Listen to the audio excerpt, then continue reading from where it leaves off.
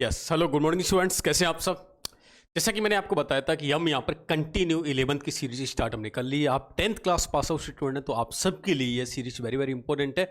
और यहाँ पर हम जेई के 2024 को टारगेट लेकर एक जिस तरह से मैथ की स्टडी करने जा रहे हैं, तो जो विद्यार्थी चैनल पर नए, फर्स्ट ऑफ ऑल तो चैनल को सब्सक्राइब कर लेना, क्योंकि इस चैनल पे आपको कंप्लीट फ्री मैथमेटिक्स की स्टडी मिलने वाली है, जिसमें हम कंप्लीट लर्न करेंगे बेसिक लेवल से लेके आपके जेई एडवांस लेवल तक। जी हाँ स्टूडेंट्स, आज हम देख रहे हैं बेसिक मैथमेटिक्स का थर्ड लेक्चर।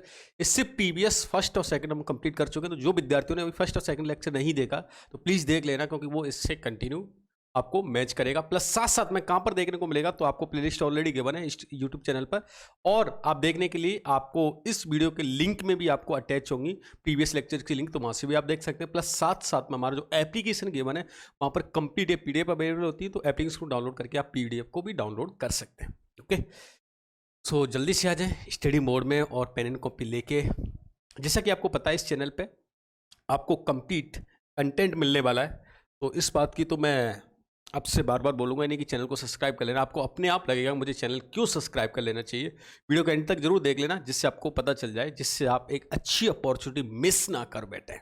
ओके, तो जैसा कि मैंने बच्चों लास्ट लेक्चर में आपको बताया था, फैक्टराइजेशन हम देख रहे थे। फैक्टराइजेशन में बेसिक फॉर्मूला रिवाइज किए थे। मैंने बताया था कि ये फॉर्मूला हम 9th class 10th class in सब में देख के आए हुए हैं, और इनका क्या एप्लीकेशन होता है, जैसे ए प्लस बी का होल स्क्वायर, ए स्क्वायर माइनस बी स्क्वायर, ए क्यू प्लस बी क्यू, ए क्यू माइनस बी क्यू, ये सब फॉर्मूला हमने डिटेल में डिस्कशन किए थे। कुछ इसमें इंपॉर्टेंट भी मार्क करवाए थे मैंने, just like A plus B plus C का होल स्क्वायर या A plus B plus C का whole cube. This is the very very important formula, ये हमारे लिए नया भी था। तो मैंने बोला था चांद तारे बिजली बना लेना इस पर ना, जिससे और भी आसानी से हम इस पर प्रॉब्लम सॉल्व कर सकें। इसके बाद एक और important formula a to the power 4 plus a square plus 1 is equal to a square plus a plus 1 into a square minus A plus 1। ये लास्ट लेक्चर में हमने देखे थे फॉर्मूले। Plus a cube plus B cube plus C cube minus 3 a B c, that will become a plus B plus c into a square plus B square plus C square minus A B minus B C minus C A. इस पर condition से applied की थी, if A plus B plus C is equal to 0 या A cube plus B cube plus C cube equal to 3 times over A B C, तो इधर A plus B plus C 0 और A square plus B square plus C square minus A B minus B C minus C A equal to 0, या at a time पे बहुत बार भी 0 हो सकता है, या वैल्यू आपको इक्वेट भी मिल सकती है, A equal to B equal to C. ये सारी बातें हम लास्ट लेक्चर में ऑलरेडी कर चुके थे। उसके बाद हमने कुछ फॉर्मूला भी, इस पर क्वेश्चन भी सॉल्व किए थे, ये क्वेश्चन हमने कर लिया था। उसके बाद मैंने आपको एक असाइनमेंट गिवन किया था डू योर सेल्फ के नाम से या चेक योर लेवल के नाम से। तो क्या इस असाइनमेंट को आप कंप्लीट करके आए? ये असाइनमेंट बच्चों आपको हर एक लेक्चर में आपको मिलते रहेंगे, जिससे आपकी प्रैक्टिस कर पाएँ। जैसे मैं बोल देता हूँ, आपका एक कंसर्न होता है कि सर यूट्यूब पर बहुत सारे स्टडी मटेरियल गिवन है, लेकिन माय डियर ये एकमात्र ऐसा चैनल होगा जिस पे आपको कंप्लीट कंटेंट मिलेगा, कंप्लीट प्रैक्टिस सीट मिलेगी, आपको यहाँ पर डीपीपीज मिलेगी, आपको यहाँ पर असाइनमेंट मिलेगा, आपको यहाँ पर क्विजेज मिलेगी, आपको ये भी बताया जाएगा कि आप अपनी टेस्ट का एनालिसिस करने के लिए टेस्ट पेपर कैसे दे सकते हो।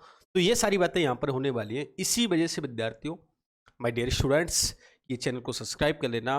और मैं ये बोलूँगा कि जेई के लिए आप सिंसियर हैं या इसके इक्विवेलेंट एग्जाम लाइक आप बिट सेट, कॉमेट के या कोई भी अदर इंजीनियरिंग कंपटीशन एग्जाम्स की आप तैयारी कर रहे हैं, तो ये चैनल आपके लिए सबसे बेस्ट प्लेटफॉर्म होगा जहाँ से आप लर्निंग कर सकते हैं।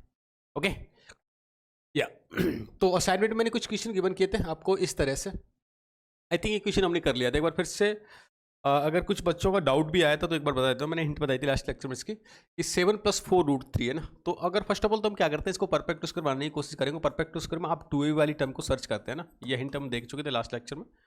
2a वाली टर्म के लिए देखें इसको 2ab में कैसे ब्रेक कर सकते हो। तो फर्स्ट ऑफ ऑल आप 2 को राइट कर लें साहब। जैसे मैंने 2 को राइट किया, यहाँ पर 2 बचा और ये क्या √3। अगर ये 2ab है तो आगे देखें क्या a square plus B square जैसा आपको दिखाई दे रहा है। If yes then you can try to write it. जैसे अगर इसको ऐसा राइट करते हैं कि सर है ना, इसको ऐसा राइट कर लीजिए 2 स्क्वायर प्लस √3 स्क्वायर। ओ हो, ये तो कुछ मिल रहा है मुझे। किस तरह से मिल रहा है, तो बहुत अच्छी कहानी दिख रही है मुझे। 2 स्क्वायर दैट विल बिकम 4 और √3 square that will become 3, 4 + 3 that will B 7, और 7 ही यहाँ पर आपको गिवन है। तो क्या आप इसको ऐसा राइट कर सकते हैं, 7 + 4√3 को हम ऐसा राइट करने की कोशिश कर रहे हैं यहाँ से 2 + √3 होल स्क्वायर। यस और no? Yes, we can write it. This is the value of x। अगर x is equal to something आपको गिवन है 2 + √3, आप क्या करें, बहुत साइड का रूट ओवर ले लें। और माय डियर जब भी मैंने आपको बताया था कि रूट ओवर लेते हैं, अगर x² इज इक्वल टू 36 अगर गिवन हो आपको, x² इज इक्वल टू आपको 36 गिवन हो, तो उसके दो वैल्यूज होती हैं, x इज इक्वल टू +-6 है। लेकिन अगर मैं ऐसा गिवन करता हूँ only x is equal to √36, इसका मीनिंग क्या होगा, x is equal to only 6, यहाँ पर -6 नहीं आएगा, क्योंकि रूट ओवर से ऑलवेज आउटपुट क्या होता है, पॉजिटिव होता है। और यहाँ पर भी जो वैल्यू आस्क की आपसे वो क्या रूट ओवर की वैल्यू आस्क कर रहा है। इट मीन्स जो आप वैल्यू राइट करेंगे यहाँ पर root over x that will become only 2 + √3। Is it clear to everyone? अगर x की वैल्यू रूट एक्स की वैल्यू 2 + √3 है तो 1/√x की वैल्यू हमें बहुत अच्छे से फाइंड करना आता है। सर हमने लास्ट लेक्चर में यही तो सीखा था, इसको रेशनलाइजेशन करना। जैसे इसको रेशनलाइजेशन करने के लिए अपोजिट साइन से मल्टीप्लाई और डिवाइड कर दें। आपको दिख रहा है a + b × a - b। a + b × a - b की वैल्यू क्या होती है, a² - b² that will become 4 - 3 that will B 1। और ये वैल्यू क्या होने वाली है, ये हो जाएगी 2 - √3 divide by 1। It means your answer will be 2 - √3। तो 1/√x की वैल्यू 2 - √3 है, √x की value 2 + √3। If I added both of terms, so 2 + √3 2 - √3 that will become √x + 1/√x that will be value is 4। Option D Delhi. Is it clear to everyone? हमने last lecture में hint देखी थी, हो सकता है उस हिंट के वे पर आप क्वेश्चन को सॉल्व करके भी आए होंगे। ओके ग्रेट ग्रेट है। इसके बाद कुछ और भी प्रॉब्लम थी, जैसे ये क्वेश्चन था ना, आपको याद आएगा कि इसकी भी कहानी है ना। मैंने क्या बोला था कि जैसे एक समुद्र होता है, समुद्र में से लेट सपोज हम इसको एक्स लेट कर लेते तो ये क्या हो रहा था, मेरे लिए एक्स हो रहा था। इसको अगर एक्स लेट कर ले तो ये क्या हो जाता था, एक्स = √2 टाइम्स ओवर एक्स है। इसके माइंड में अगर ऐसा आ रहा है, जो विद्यार्थियों को फर्स्ट टाइम देख रहा हूँ कि सर इसको एक्स क्यों लेट करते हैं, तो मैंने इसका बेसिक एग्जांपल बताया था। इनफाइनाइट एक ऐसा नंबर है जिसमें से अगर एक टर्म को ऐड कर दिया या सब्ट्रैक्ट कर दिया तो उसमें कोई फर्क नहीं पड़ता।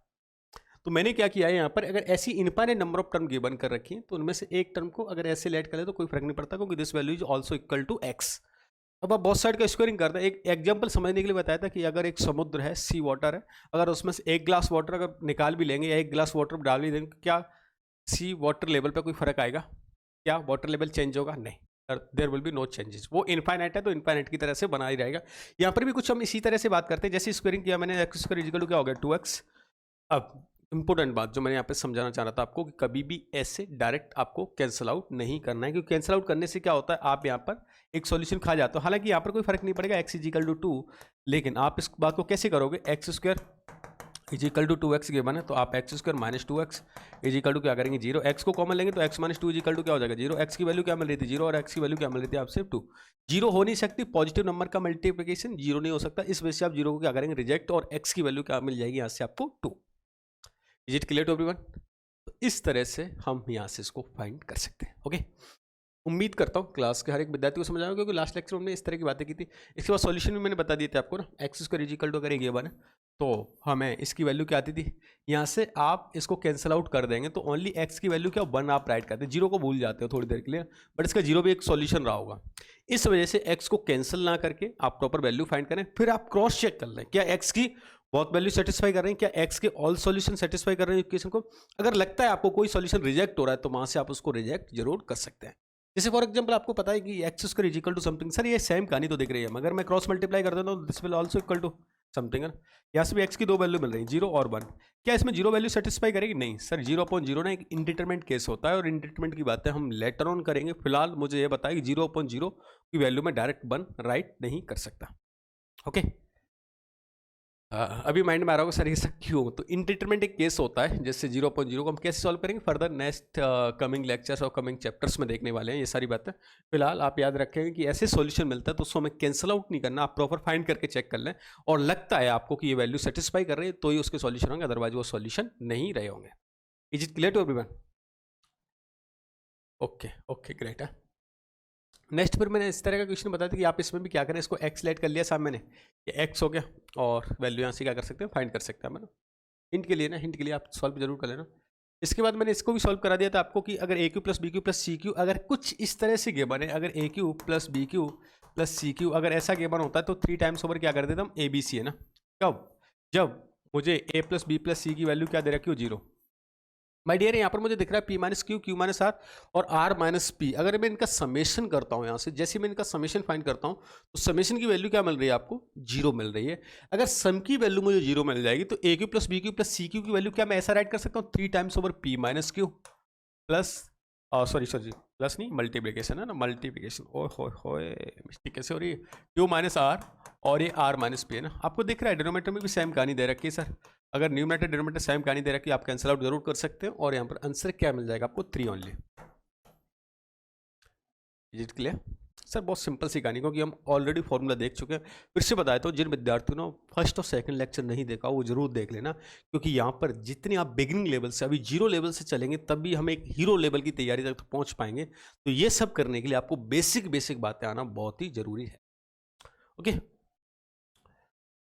Next, if x is equal to 2 minus root 3 है, then the value of x square minus 4x plus 10 है। अगर ऐसा मुझे फाइंड करना है तो यहाँ से आपको ना एक काम ऐसा कर सकते हैं, x को 2 को इधर ले आओ, तो जैसे मैंने x minus 2 is equal to क्या हो गया आपको माइनस रूट 3 हो गया ना। अगर ऐसा हो जाता है और मैं बहुत साइड का स्क्वेयरिंग कर देता हूँ, क्योंकि कभी भी ऐसा मत करना कि x की वैल्यू है तो डायरेक्ट आप x की वैल्यू को पुट करने की कोशिश करो, नहीं, ऐसा नहीं करना, जिससे कैलकुलेशन और भी डिफिकल्ट बन जाएगा। मुझे यहाँ पर प्रॉब्लम्स को आसान बनाना है, डिफिकल्ट नहीं है ना। तो अगर मैं ऐसा काम करता हूँ तो ये क्या बन जाएगा, देखो यहाँ से x माइनस 2 का होल स्क्वायर किया मैंने, और ये क्या बनेगा रूट 3 का, इधर भी होल स्क्वायर कर दिया। जैसे होल स्क्वायर करता हूँ तो x square minus 4x plus over 4 is equal to 3, a minus B का होल स्क्वायर, ए square plus B square minus 2 है भी। सो अगर आपको आस्क किया कि सर या तो 10 है, तो यहाँ पर भी घबराते नहीं, दोनों साइड में क्या ऐड कर दूँ 10 बनाने के लिए, इधर 6 ऐड कर देता हूँ, इधर भी क्या ऐड कर देता हूँ 6 ऐड कर देता हूँ। आपको जो पार्ट आस्क किया था रिक्वायर्ड पार्ट आपको मिल गया, 3 plus 6 that will become 9, your answer would B 9। ये बेसिक बात है, हो सकता है आप अगर 12th या 13th के विद्यार्थी तो आपको बहुत ही बेसिक लगेंगी, लेकिन आपको भी एट एक टाइम पर हमने आपको लर्न की थी, और तभी आज हम इस स्टेज पर या इस लेवल पर आ चुके हैं, क्योंकि ये बेसिक बातें हमें लर्न करना जरूरी होगा। ओके, इसके बाद साहब बहुत आसान प्रॉब्लम है, और ये प्रॉब्लम ना कॉमन है, कॉमन प्रॉब्लम बहुत जगह देखने को आपको मिलेगी। लॉगरिथम इसके बाद में नेक्स्ट चैप्टर लॉगरिथम लेने वाला हूँ, तो लॉगरिथम में काफ़ी इस तरह की प्रॉब्लम देखने को मिलेगी, जहाँ पर कंटिन्यू आपको सीरीज गिवन होगी, और उस सीरीज का सिंप्लीफिकेशन कैसे किया जाएगा ये बातें भी हमें देखनी होगी। जैसे फॉर एग्जाम्पल यहाँ पर कुछ ऐसा गिवन है 1 माइनस 1/3, तो 1 माइनस 1/3 को क्या मैं ऐसा राइट कर सकता हूँ, बताओ मुझे माय डियर, कि 2/3 का होल स्क्वायर। यस सर बिल्कुल कर सकते हैं। अच्छा ये क्या हो रहा है 1 minus 1/4 that will come 3/4। Sir कहानी समझ आ रही है, ठीक है माय डियर, बस मुझे यही समझाना था आपसे। अच्छा अच्छा अच्छा, जब ऐसा होता है ना तो ये n-1 डिवाइड बाई n। अब देखो गीता का सार समझना कैसे, बहुत आसान सी कहानी बनेगी यहाँ पर। जैसे मल्टीप्लिकेशन हो रहा है तो आपको पता है 3 स्क्वायर और इधर भी 3 स्क्वायर, तो 3 स्क्वायर क्या हो जाएगा, कैंसिल आउट हो जाएगा। इधर 4, इधर क्या 4 स्क्वायर है ना, तो इधर भी 4 स्क्वायर कैंसिल आउट हो जाएगा। तो आपको दिख रहा है कि इसकी ये डिनोमीटर और इसका न्यूमरेटर पार्ट क्या कैंसिल आउट हो रहा है। जब ऐसा यहाँ पर इसका न्यूमरेटर पार्ट बचेगा ना, तो लास्ट वाली टर्म का डिनोमीटर पार्ट बचता है ओनली। आपको पता चल रहा होगा ना, आप और भी राइट कर लेना, तो ऐसे ऐसे ऐसे ऐसे ऐसे कैंसिल आउट होती जाएगी, और लास्ट वाली टर्म में ओनली डिनोमीटर पार्ट बचेगा। और यहाँ पर डिनोमीटर में क्या गिवन है 1/n का स्क्वायरिंग। तो सर यहाँ से तो कहानी बची मुझे 2/n स्क्वायर, और यहाँ पर बचेगा 1/n whole square. So can be write like this thing as 2/n whole square, 2/n whole square. Option B is correct है, तो बी ऑप्शन करेक्ट हो जाएगा। एक मेथड तो ये, और कुछ आसान सा मेथड बता दो ना सर, ये तो ज़्यादा डिफिकल्ट लग रहा है। चलो कुछ आसान सा समझने की कोशिश करते हैं। जैसे अगर मैं n की वैल्यू को 1 लेट करता हूँ, 1 में कोई टर्म नहीं दिख रही, 1 में 0 हो जाएगा। 2 लेट करें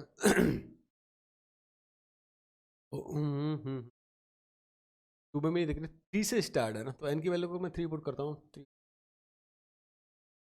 दिख रहा है। देखो n की वैल्यू को पुट करके भी आप सॉल्व कर सकते हैं, कैसे 1 और 2 पुट मत करना, क्योंकि ये सीरीज है ना आपकी डायरेक्ट 3 से स्टार्ट है। तो लेट्स सपोज मैं n की वैल्यू 3 पुट कर लेता हूँ। जैसे मैंने n की वैल्यू 3 पुट की, तो आपको पता है ये 1 माइनस 1/3, बस ये आगे नहीं जाना आपको ना, क्योंकि n की वैल्यू 3 पुट करें तो आपको सिर्फ यहीं तक इसको सॉल्व करना है। तो 1 माइनस 1/3, 1 माइनस 1/3 जैसे आप सॉल्व करते हैं तो क्या मिलेगा आपको 2/3, और ये 2/3 का होल स्क्वायर मिल रहा है। अब आप देखें किस ऑप्शन में n की वैल्यू को 3 पुट करने पे 2/3 का होल स्क्वायर मिलेगा, तो ऑप्शन बी। ऑप्शन बी में n की वैल्यू को आप 3 पुट करते हैं तो यहाँ से आपको 2/3 का होल स्क्वायर मिल रहा है। It means option B is correct. Is clear. तो ऐसे मैं आगे चल के आपको और भी बताऊंगा कि इस तरह से वैल्यू पुट करने से या इक्वेशन को बैलेंस करने से आप इक्वेशन को कैसे कोई सॉल्व कर सकते हो। जैसे अभी मैंने बताया था, आप अभी हम वनडे खेल रहे हैं, टेस्ट मैच खेल रहे हैं, वनडे भी नहीं इवन टेस्ट मैच खेल रहे हैं, फिर वनडे वाली स्पीड पाएंगे, फिर T20 पाएंगे, और फिर हम T10 तक इसको लेकर जाएंगे, जहाँ पर हमारी ये इस तरह की निगाहें हो जाएंगी, क्वेश्चन देखते ही आपको आंसर समझ आने लगेगा, अच्छा इसमें ये पुट करना है मुझे, इसका आंसर ये आने वाला है, या इसका ईजीएस्ट मेथड ये होने वाला है। तो ये बातें हमें समझ आने लगेंगी, लेकिन इन सब के लिए क्या करना पड़ेगा, कोर्स को रेगुलरली फॉलो करें आप। तो ऑप्शन बी इज करेक्ट है। नेक्स्ट बच्चों और भी कुछ कार्य आसान सी, अगर x is equal to 2008 to the power 1004 अगर गिवन है आपको, और something something by equal to something given है, then value of x square minus Y square is equal to something is given है। तो how to find the value? Sir एक का नहीं जरूर समझ आ रही है मुझे कैसे। अगर एक काम यहाँ से कर लेते हैं तो x square minus Y square आपसे आस्क किया ना, x square minus Y square A square minus b square that will become a plus B into A minus b. अगर a plus B into A minus b ऐसे मैं find करता हूँ तो क्या वैल्यू होने वाली बताओ? सर एक्स प्लस वाई कर दीजिए and x minus over y कर दीजिए। ठीक है साहब, करने की कोशिश करते हैं। जैसे मैंने एक्स प्लस वाई किया, अब ध्यान देना इनको राइट नहीं करूंगा मैं ना। थोड़ा समझदारी आप भी दिखाना। एक्स इज इक्वल टू कुछ ऐसा लिखा हुआ है, देखो यहाँ से ए प्लस बी, और बाई इज इक्वल टू कुछ ऐसा लिखा है ए माइनस बी, है ना? कुछ ऐसा दिख रहा है क्या? देखो ऐसा ही दिख रहा है। जब एक्स प्लस वाई करता हूं मैं A plus B into A minus B that become 2 times over A B, 2 times over A, है ना? अच्छा 2 टाइम्स ओवर ए में राइट करते हैं तो 2 ए हो गया। अच्छा इसकी कहानी क्या बन जाएगी जब मैं सब्ट्रैक्ट करता हूँ तो 2 टाइम्स ओवर बी। ओहो ये तो बहुत आसान बन गया, 4 into a b. 4 into a b, है ना? अच्छा ए बी क्या है? दोनों नंबर्स का मल्टीप्लाई कर दें, और जब दोनों नंबर्स का मल्टीप्लाई करेंगे साहब, है ना, तो मुझे पता चल रहा है यहाँ से 2008 to the power 1004 into 2008 to the power minus 1004। आपको यहाँ से कहानी समझ आ रही होगी। Base same then power will be added, A to the power X plus A to the power minus X that will become A to the power X, और minus X will be cancel out, A to the power 0, your answer would be 1। तो that will become final answer will be 4 into 1 that will B 4, option A. Okay इस तरह से भी हम find कर सकते हैं। मतलब आप क्या एग्जाम में कैलकुलेशन को अवॉइड करें, कैलकुलेशन को कैसे आसान बनाया जा सके, ये बातें हमें सोचनी है और क्वेश्चन को उसी तरह से सॉल्व करके ले जाना है।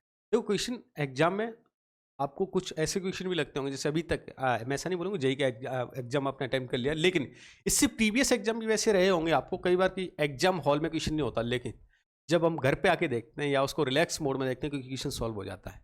इसकी वजह होती है माय डियर कि आपने वो स्पीड को बिल्डअप नहीं किया, या माइंड जिस शार्प डायरेक्शन में जाना चाहिए उस तरह से वर्क करना चाहिए उस तरीके से आपने माइंड को डेवलप नहीं किया।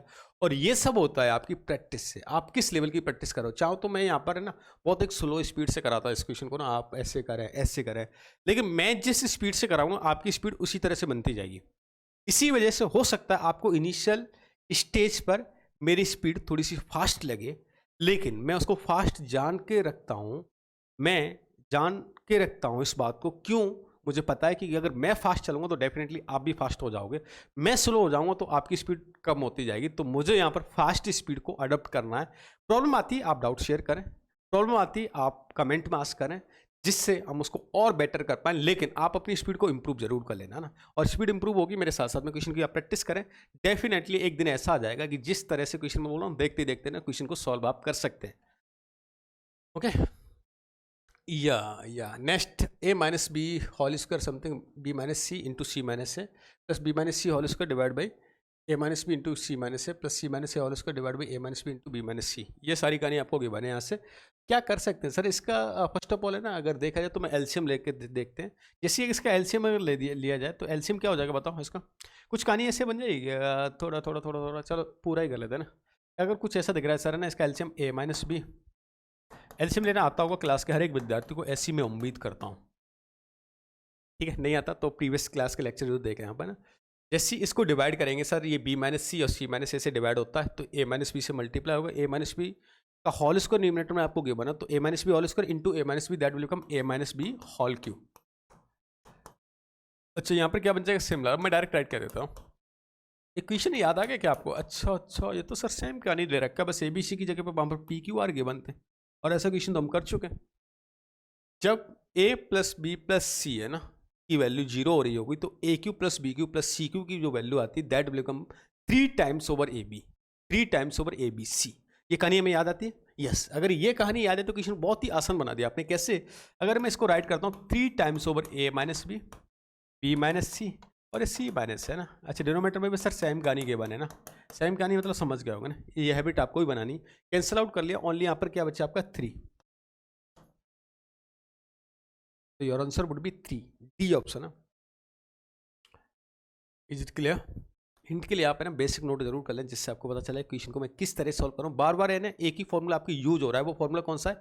ए cube plus B cube plus C cube is equal to 3 times over A B C, और ये कब मिल रहा है? जब A plus B plus C is equal to 0 रहा होगा।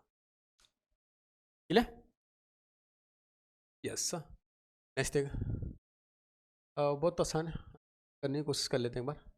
अच्छा आप भी ट्राई करो, है ना, ट्राई करो ट्राई करो ट्राई करो ट्राई। ठीक है, मैं को एक टाइम लिमिट देता हूँ और उस टाइम लिमिट आप इसको करने की, इससे पता चलेगा क्या हम स्पीड को बिल्डअप कर रहे हैं। थिंकिंग करना स्टार्ट करो। मैं हिंट के लिए पे आपको बोल सकता हूँ रूट ओवर ए minus B whole square plus 4 times over root over b given है, तो आप इसको होल स्क्वायर को या तो ओपन कर लीजिए,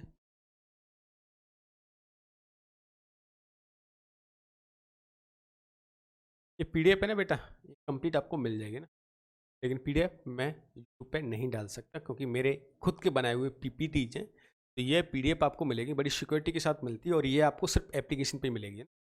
तो एप्लीकेशन को डाउनलोड कर लेना। वो कैसे डाउनलोड करेंगे आप, लिंक आपको गिवन होगी, वहाँ से आप इसको डाउनलोड कर सकते हैं। यूट्यूब पे नहीं डाल सकता है पीडीएफ में ना, आपको प्रैक्टिस पेपर मिल जाएंगे यूट्यूब पे ना, प्रैक्टिस सीट मिल जाएगी आपको यूट्यूब पर, लेकिन ये पीपीटी मैं यूट्यूब पे शेयर नहीं कर सकता।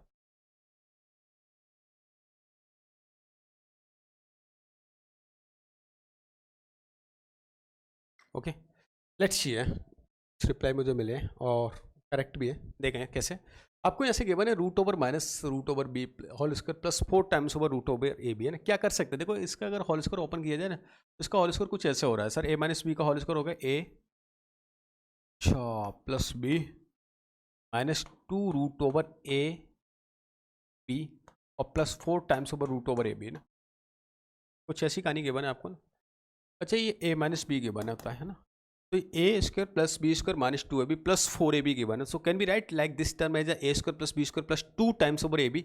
If yes so then we can write it. अगर इस टर्म को मैं ऐसा राइट कर देता हूँ यहाँ से, और भी मज़ेदार टर्म बनेगी कि रूट ए का स्क्वायर प्लस रूट बी का स्क्वायर अच्छा plus over 2 times over root over ए बी। अब तो कुछ दिख जाए, मन की आंखों से देखो, A square plus B square plus 2ab that will become, अच्छा इसको कुछ ऐसा राइट कर दो, अभी ए माइनस बी रहने देते हैं, नेक्स्ट टाइम में देख लेते हैं। ये कुछ कहानी ऐसे बन रही है सर, ये ना रूट ओवर ए प्लस रूट ओवर बी का होल स्क्वायर। अच्छा डिनोमिनेटर पार्ट देख लेते हैं, ये ए माइनस बी है ना, तो can be write like this thing as a root over A minus root over B into root over A plus root over b. If yes और no, yes अगर मैं ऐसा राइट करता हूँ तो ये वैल्यू क्या बन जाएगी, रूट ओवर ए plus root over B into root over ए माइनस रूट ओवर बी है, ये और ये क्या हो गया, कैंसिल आउट हो गया। सर यहाँ तो समझ आ गया, अब इसके बाद क्या, अगर इसके बाद भी समझ आ गया, जब यहाँ तक समझ आ गया तो root over A plus root over b divide by root over A minus root over b अगर आपको गिवन होता है तो यहाँ से आप एक काम जरूर कर सकते हैं। कैसे सर, ये कहानी कुछ इस हद तक बनती जा रही है। ये क्या गिवन है आपको, ये सर 5। अब माय डियर जिन्होंने फर्स्ट लेक्चर देखा ना, वेरी फर्स्ट लेक्चर, उनको याद आ गई कोई कहानी। कैसे, मैंने आपको एक रूल सिखाया था, एक लॉ सिखाया था, कंपोनेंडो डिविडेंडो रूल ना, कंपोनेंडो डिविडेंडो रूल है ना, कुछ याद आ गई कहानी। मैंने बोला था कुछ रेशियो आपको गिवन होगा, कुछ समथिंग रेशियो आपसे आस्क होगा, A plus B divide by A minus B given हो सकता है, या X upon Y something given हो सकता है, और X plus by divide by x minus Y ask कर सकता है। आज वो दिन आ गया जिसका हम यहाँ पर यूज कर सकते हैं। तो उस कहानी में क्या था, इन दोनों का समेशन कर देता हूँ। जैसे मैं रूल अप्लाई करता हूँ, और रूल का मतलब ये होता है, मैं थोड़ा सा रिवाइज करवा देता हूँ, हो सकता है जो विद्यार्थियों ने नहीं देखा, अगर x upon y is equal to a plus b given है, तो अकॉर्डिंग टू कंपोनेंट और डिविडेंड रूल के अकॉर्डिंग ये होता है कि x plus by divide by x minus y you can write as a plus B into A minus b. Yes और no, याद आ गई ये कहानी। अच्छा सर याद आ गई, तो यहाँ पर भी उसको अप्लाई करने की कोशिश क्यों नहीं कर लेते आप, है ना। जैसे मैंने अप्लाई किया तो ये क्या होगा, 2 times over root over 2 times over, मैं डायरेक्ट कर रहा हूँ ना, दोनों को ऐड किया तो 2 times over root over a और डिवाइड बाई, इसमें से इसको सब्ट्रैक्ट करूँ, 2 times over root over b is equal to 5 plus 3 divide by 5 minus 3। यानी समझ आ गई, 2 से 2 को कैंसिल कर दो, root a upon b that will become 8/2 that will be 4/1 ना। अच्छा आपसे किसका रेशियो आस्क किया है, ए अपॉन बी का, तो ए अपॉन बी के रेशियो के लिए क्या करना पड़ेगा सर, हम जस्ट स्क्वेयरिंग कर देते हैं। जैसे मैंने स्क्वेयरिंग अगर यहाँ पर इसको फाइंड करता हूँ तो that will become a upon b, यहाँ से आप राइट कर सकते हो दिस इज द 16/1। यस और नो, इस तरह से यहाँ से आप उसका रेशियो फाइंड कर सकते हैं। ऐसा एक ऑप्शन भी गिवन है, option D is correct. Is it clear. Comment में ज़रूर बताएं कि आप क्या इस स्पीड को मैनेज कर पा रहे हैं, क्या आपके समझ आ रहा है। आपका समझ आ रहा है ना, ये आपकी फीडबैक है ना, मुझे मोटिवेशन दिलाएगी, जिससे मुझे पता चलेगा कि लेक्चर में कितना अच्छा एंगेजमेंट हो रहा है। मैं और बेहतर कोशिश करूंगा यहाँ पर और अच्छे क्वेश्चन लाने के लिए, लेकिन ये सब डिपेंड करेगा आपके एंगेजमेंट और आपका एंगेजमेंट। जो विद्यार्थी लाइव में देख रहे हैं उनका मुझे पता चल रहा है, लेकिन जो विद्यार्थी उसको ऑफलाइन मोड पे या किसी यूट्यूब चैनल पर देखें तो उनका एंगेजमेंट मुझे पता चलेगा कमेंट से, लाइक से, शेयर से। तो ये सारी चीज़ें आप करते रहना, मैं बोलूँगा नहीं इनके लिए ना। लाइक शेयर जरूर आप कर लेना इसको ना। ओके, ग्रेट ग्रेट है। जिससे नेक्स्ट का नहीं, अच्छा तो यहाँ तक है ना, हमने बेसिक इसमें फैक्टराइजेशन पे क्वेश्चन कर लिए। अब इसका एक छोटा सा टॉपिक और बाकी है। बेसिक मैथमेटिक्स ऐसा टॉपिक है जितना हम करते जाए एंड ही नहीं होगा, लेकिन यहाँ पर जैसे मैंने बताया था हम कुछ इंपॉर्टेंट बातें देख रहे हैं जिनका हमें कमिंग जो चैप्टर्स हैं हमारे उनमें यूज देखने को मिलेगा। तो वो चैप्टर या वो सब टॉपिक देखना हमारे लिए जरूरी है। उनमें ही एक इंपॉर्टेंट टॉपिक जो आपका 11th प्लस 12 दोनों में ही काम आएगा, पॉलिनोमियल्स। फर्स्ट ऑफ ऑल तो पॉलिनोमियल्स की डेफिनेशन आपको क्लियर होनी चाहिए। 9th क्लास में भी देखा होगा आपने, और 10th में भी। 10th में तो हमारा सेकंड टॉपिक ही आपका ना, चाहे आप सीबीएसई बोर्ड से किसी बोर्ड से भी होंगे तो भी आपको सेकंड चैप्टर पॉलिनोमियल्स के नाम से मिलता है। क्या होती है साहब पॉलिनोमियल की डेफिनेशन? सर सिंपल सी गानी है, अगर कुछ ऐसा गिवन है आपको P of X is equal to A naught plus A one X to the power 1 plus A two X to the power 2 plus A three X to the power 3 and so on, कुछ ऐसा given होता है A N X to the power N where N A should not equal to 0, A should not equal to 0 and condition is that यहाँ पर ए not ये सब है ना, ये है, अगर ये है तो ये रियल नंबर्स होते हैं, और एन यहाँ पर नॉन नेगेटिव इंटीजर्स होता है। N is non negative integer, non negative integer समझ गया? ऑलवेज पॉजिटिव वैल्यू ना, हो सकता है जीरो वैल्यू भी मिल सकती है आपको ना, तो ये जीरो वैल्यू मिल सकती है, नॉन नेगेटिव इंटीजर यहाँ पर आपको रहेंगे। अच्छा, इसकी कहानी से ये बात तो समझ आएगी सर है ना। फिर हमने डिफरेंट डेफिनेशन समझ ली थी। इसके बाद फिर हमने क्या देखा था? इसके बाद देखा था हमने कि इसके टाइप्स क्या क्या होते हैं। अगर ये डिग्री जैसे एन की वैल्यू 0 होती तो एक कांस्टेंट टर्म हो जाती है, एन की वैल्यू 1 होती तो ये लीनियर टर्म हो जाती है, एन की वैल्यू 2 होती तो क्वाड्रेटिक हो जाती है, एन की वैल्यू 3 होती तो ये क्यूबिक बन जाती है, एन की वैल्यू 4 होती तो बाई क्वाड्रेटिक बन जाती। इस तरह से हमने इसके टाइप देखे थे बेसिस ऑन डिग्री के बिहेव पर। इसके टाइप्स हमने डिस्कस किए थे, और भी कुछ टाइप देख सकते थे जैसे टर्म के बिहेव पर, मोनोनोमियल, बाइनोमियल, ट्राइनोमियल, इस तरह से भी हमने देखे थे इसको। देन आता है वैल्यू ऑफ अ पॉलिनोमियल। अगर इसकी मुझे कोई वैल्यू फाइंड करनी, तो वैल्यू फाइंड करने के लिए लेट्स सपोज आपको कोई इस तरह से गिवन है पी ऑफ एक्स है ना, और आपको इसमें वैल्यू फाइंड करनी है पी ऑफ एक्स की is equal to x is equal to alpha पे। तो अगर किसी पॉलिनोमियल की मुझे वैल्यू फाइंड करनी at x is equal to alpha, तो जहाँ जहाँ आपको एक्स गिवन है वहाँ पर आप उसमें अल्फा पुट कर दो, तो यह जो वैल्यू आएगी P of alpha that will be equal to value of polynomial.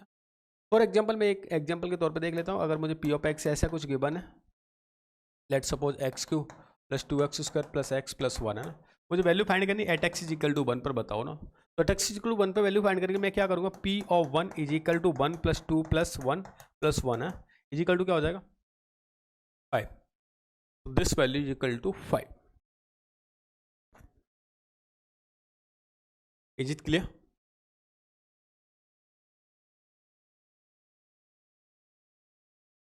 Okay okay okay, घबरा नहीं है ना, सिंपल सी कहानी। वैल्यू का मतलब क्या करें, एक्स की वैल्यू पुट करते हैं, और एक्स जहाँ पर एक्स गिवन है वहाँ पर आप ये पुट करते हैं, जिससे आप उसकी वैल्यू को आसानी से फाइंड कर पाएं।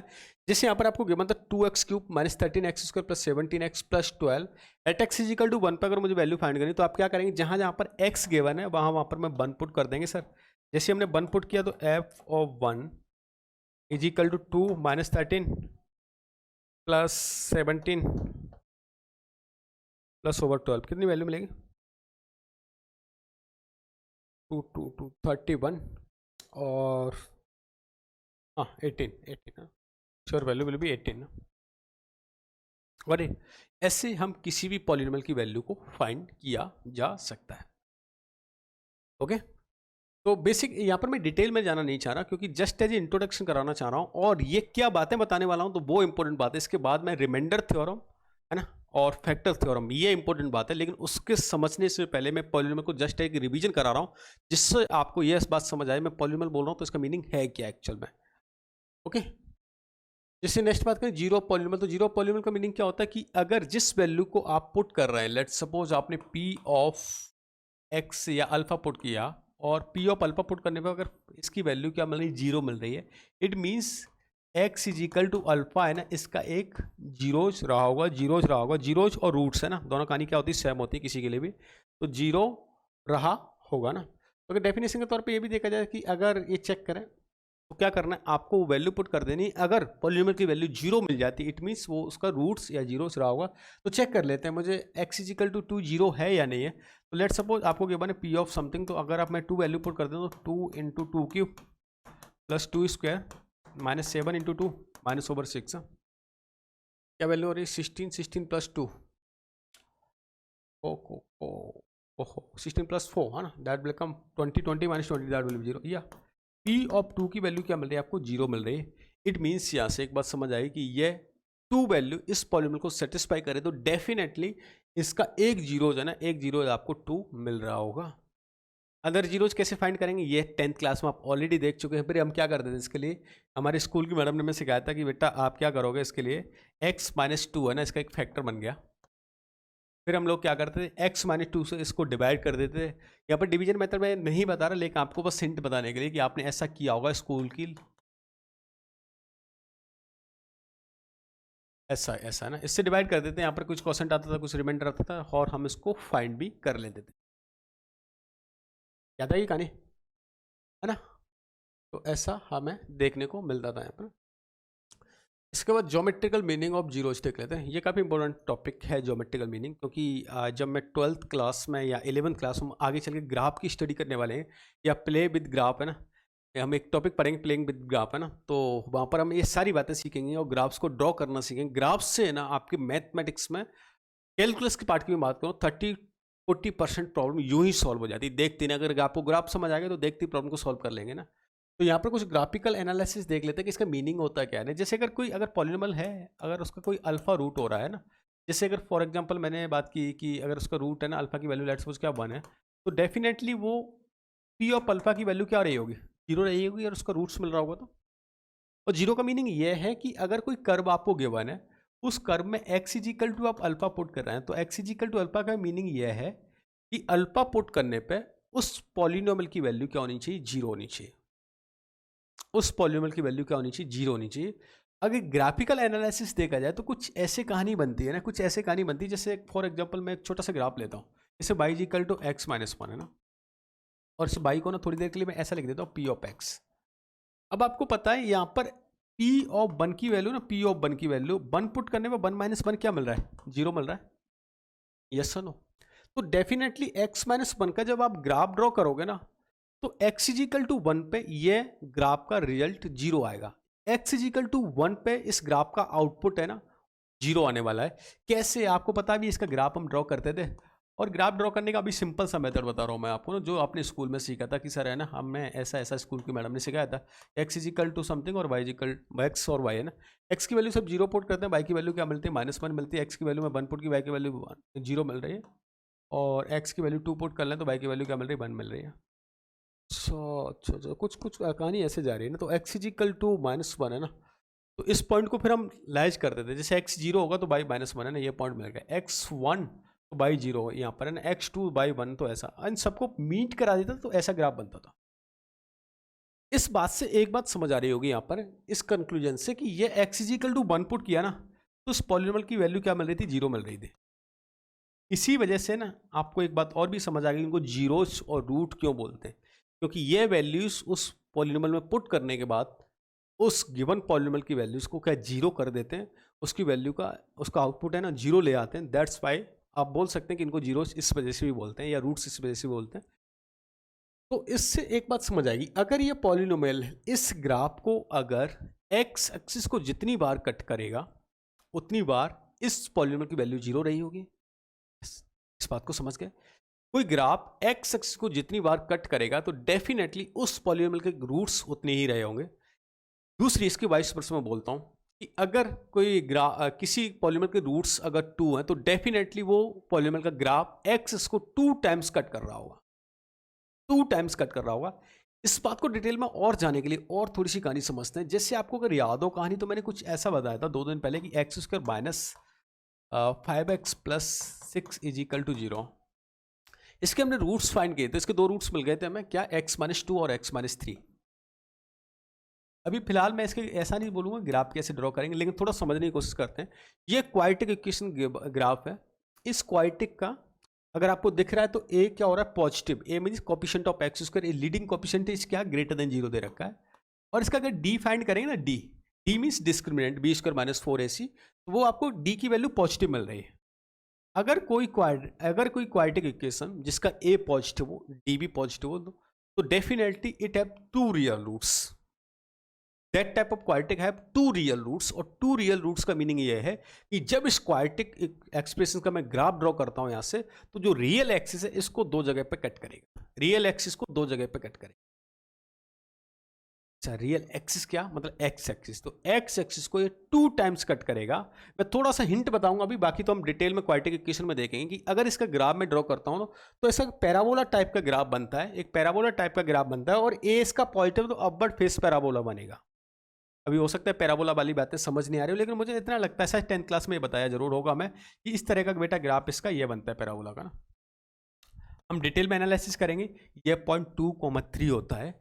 इस बात से ये समझ आ रही है कि ज्योमेट्रिकल मीनिंग से कि इस क्वाड्रेटिक के 2 रूट्स रहे थे, इस वजह से ये पॉलिनोमियल 2 जगह पर एक्स एक्सिस को कट कर रहा है, यहाँ से 2 टाइम्स कट कर रहा है इस रियल एक्सिस को। दोनों बातें समझ आ गई यहाँ से। अगर कोई पॉलीनोमियल रियल एक्सिस को जितने टाइम्स कट करता है उतने इसके रूट्स रहे होंगे, या किसी पॉलीनोमियल के लेट्स सपोज 5 रूट्स है, तो डेफिनेटली ये रियल एक्सिस को 5 टाइम्स कट करेगा। कट कर सकता हो सकता है टच भी कर सकता है ना। तो कट और टच में अपन एक सेम ही रूट वाली कंडीशन करेंगे। टच का मीनिंग क्या होता है, उस जगह पे वैल्यू क्या हो रही होगी, 0 रही होगी। Is it clear? तो एक बार देख लेते हैं इसकी कहानी है ना, ग्राफिकल है ना। अगर आपको दे रखा है find the number of zeros, find the number of zeros x is equal to something, है ना। आप देखें कि इसके नंबर ऑफ जीरोज कितने हो सकते हैं, ग्राफ कितनी बार कट कर रहा है। तो ये है ना ग्राफ एक्स एक्सिस को ओनली एक सिंगल टाइम्स कट कर रहा है। इट मींस इसके नंबर ऑफ जीरोज क्या रहे होंगे, 2। ओके, सेकंड, इस ग्राफ के बताओ नंबर ऑफ जीरोज क्या रहे होंगे। तो आपको दिख रहा है जैसे एक बार तो यहाँ पर कट कर रहा है, एक बार यहाँ पर कट कर रहा है, और एक बार यहाँ पर कट कर रहा है। तो नंबर ऑफ जीरोस बता सकते हैं डेफिनेटली सर। इसके नंबर ऑफ जीरोज है ना कितने रहे होंगे, 3 पॉइंट्स पे कट कर रहा है। ठीक है साहब, एक और कहानी समझ लेते। कुछ ऐसा अगर आपको गिवन होता है तो नंबर ऑफ जीरोज बताएं कितने रहे होंगे।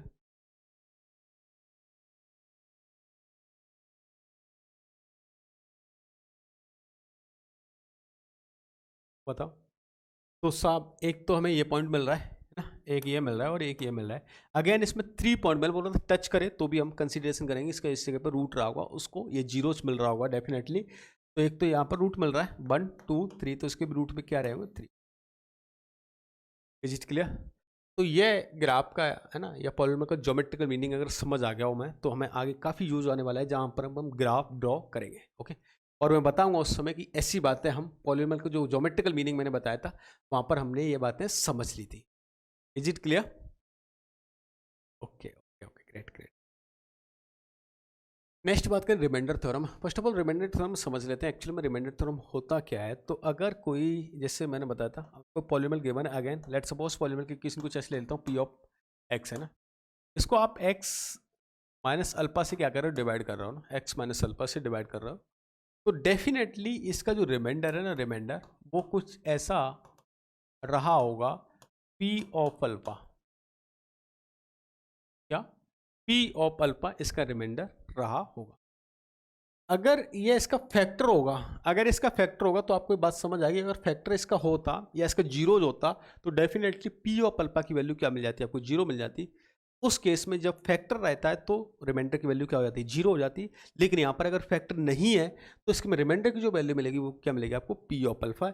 एक डेफिनेशन के तौर पे मैं ये लिखा देता हूँ आपको कि पी ऑफ एक्स भी any polynomial of degree greater than equal to 1, a be any real number, p of x divided by x minus alpha, then its remainder equal to p of alpha, p of alpha.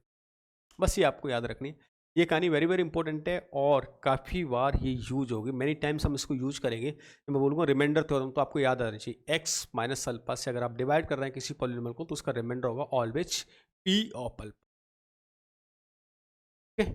या next, जैसे for example मैं लेता हूँ यहाँ से कि अगर मैं इससे डिवाइड करूँ तो बताओ मुझे रिमाइंडर क्या आएगा। तो कुछ नहीं करना, आपको डायरेक्ट इस एक्सप्रेशन में आपको 2 पुट कर देना है इसकी जगह पे। जैसे मैंने 2 पुट किया तो 2 square plus 7 into 2 plus over 3।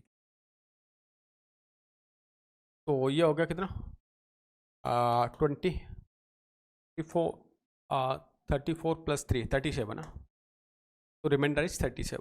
तो आप इससे जब डिवाइड करेंगे तो चेक भी कर लेना, और चेक करने का प्रॉपर मेथड क्या है जो हमें स्कूल में सिखाया जाता था कि 5x square plus 7x plus 3 और ये क्या हो गया x माइनस 2। जैसे ही हम इससे डिवाइड करेंगे तो आपको पता चल रहा है यहाँ से कि जो रिमाइंडर आता है वो रिमाइंडर की वैल्यू कितनी हो जाएगी 37। लेकिन ये सारी बातें आपको मिलेंगी जब आप प्रॉब्लम को सॉल्व कर लेंगे। इस मेथड से भी आप प्रॉब्लम को सॉल्व करना जिससे आपको बेहतर कंसेप्चुअल यहाँ पर कंसेप्ट मिल जाए। Okay, great great great. Next बच्चों, फैक्टर थ्योरम। फैक्टर थ्योरम एक सिंपल सी कहानी ना कि अगर आप कोई भी फैक्टर गिवन है कुछ इस तरह से, let's suppose P of x again given है और एक्स माइनस अल्फा एक इसका फैक्टर है, तो डेफिनेटली पी ऑफ अल्फा की वैल्यू आपको जीरोस मिलनी चाहिए। पी ऑफ अल्फा अगर आपको जीरो मिल रहा है, अल्फा की वैल्यू पुट करने पर आपको जीरो आंसर मिल रहा है, तो दैट्स मीन ये सिंपल सी कहानी यहाँ से आपको ये बताने की कोशिश करेगी कि अल्फा इस एक्स माइनस अल्फा इस पॉलिनोमियल का एक रूट्स रहा होगा, एक फैक्टर रहा होगा। और यहाँ से अगर हम इसकी डेफिनेशन देखें तो यही सेम कहानी है कि x माइनस अल्फा पुट करने पे क्या मिल रहा है आपको जीरो मिल रहा है, या इसका कन्वर्स अगर देगा या कि x माइनस अल्फा अगर इसका एक फैक्टर है तो डेफिनेटली p ऑफ अल्फा करने पे आपको रिजल्ट जीरो मिलना चाहिए। ओके, तो इसका कन्वर्स भी ऑलवेज ट्रू होता है। एक एग्जाम्पल भी देख लेते हैं इसमें किस तरह से गिवन होगा। लेट्स सपोज आपको गिवन है x minus 2 is the factor of this one, then find the value of k। तो अगर इसका फैक्टर तो डेफिनेटली x की वैल्यू इस पॉलिनोमियल में पुट करने के बाद इस पॉलिनोमियल की वैल्यू क्या होने वाली है, जीरोज होने वाली है। तो अगर मैं x की वैल्यू इस पॉलिनोमियल में पुट कर देता हूँ, p ऑफ 1 की वैल्यू में फाइंड करता हूँ, अच्छा p ऑफ 2 आस्क किया ना, तो p ऑफ 2 की वैल्यू में फाइंड करता हूँ 2 माइनस 1 दैट विल बिकम 1, तो ये 1 आ गया, माइनस 2 प्लस 3 के स्क्वायर है इज इक्वल टू क्या करना होगा, मुझे जीरो करना होगा क्योंकि इसका ये एक फैक्टर गिवन है। जैसे यहाँ से इसको फाइंड करते हैं तो 9 के स्क्वायर प्लस 6 प्लस 12 के प्लस 4 इज इक्वल टू 1 है ना, इधर ले आए तो 9 के स्क्वायर प्लस 12 के प्लस 3 इज इक्वल टू। इसके फैक्टर कैसे करेंगे, तो मैंने जैसे बताया था आपको अभी स्टार्टिंग में, तो आप उसी तरीके से सॉल्व कर लें। कैसे करते थे हम स्कूल में कि सर है ना इसके फैक्टर इन दोनों का मल्टीप्लाई करें 27, समेसन करें तो कितना आ रहा है 12। लेकिन आप माइंड में सोच लें ये फैक्टर रहे क्या होंगे, तो आपको पता चल गया कि ये 27 और 12 है ना, तो 9 और 3 रहे होंगे। अब वो 2 स्टेप जो राइट करते हो वो मत करो, थोड़ी सी हैबिट को और डेवलप करते हैं हम। कैसे, जैसे 9 और 3 रहे हैं तो आप क्या करें, इसको कुछ ऐसा राइट कर लें जैसे कि सर है ना k प्लस 9 कर लिया और यहाँ पर k प्लस 3 कर लिया। जो एक्स स्क्वायर का कॉपिशेंट होता है यहाँ से आप उस कॉपिशेंट से इसको डिवाइड कर दिया करो जो आपने फैक्टर थिंकिंग की है। लेट सपोज मैंने 9 और 3 लेट किए थे, तो 9 और 3 को आप इस एक्स स्क्वायर के कॉपिशेंट से डिवाइड कर दो। जैसे मैं डिवाइड करता हूँ तो ये आ गया 9 और ये आ गया 3। ऐसे फाइंड कर लेते हैं वैल्यू, तो ये हो जाएगा आपका k plus 1 and divide by 9 और ये हो जाएगा k plus 3 1/3 is equal to 0। तो k की वैल्यू 2 मिल रही है यहाँ से -1 और -1/3 है ना। -1/3 ऑप्शन में आई थिंक नहीं गिवन है, ऑप्शन में बी इज करेक्ट है, ऑप्शन बी इज करेक्ट है। ये समझ आ गया ना। अगर इनिशियल स्टेज पे दिक्कत आए तो कोई बात नहीं, लेकिन जब क्वाड्रेटिक सीखेंगे तो हम इसी तरह से फैक्टराइजेशन करेंगे। जैसे मैंने बताया था आपको स्टार्टिंग में कि आपको देखते ही ना ऐसी वेव्स आने लगेंगी, अच्छा ये इसके फैक्टर्स रहे होंगे और आपको वहाँ पर सॉल्व कर लेना, ठीक है। तो इस तरह से हम इसको फाइंड कर लेंगे और ठीक है, इसके बाद हम इसमें कुछ ग्राफ्स की बात करेंगे बच्चों नेक्स्ट टर्न पे ना। तो तब तक के लिए आप लेक्चर को देख कर आना, क्वेश्चन से रिलेटेड सॉल्व कर लेना। और इसके नेक्स्ट फर्स्ट ऑफ ऑल मैंने ग्राफ्स तो हम बेसिक डिस्कस करेंगे, साथ साथ में जो नया मैं चैप्टर स्टार्ट करूंगा इसके बाद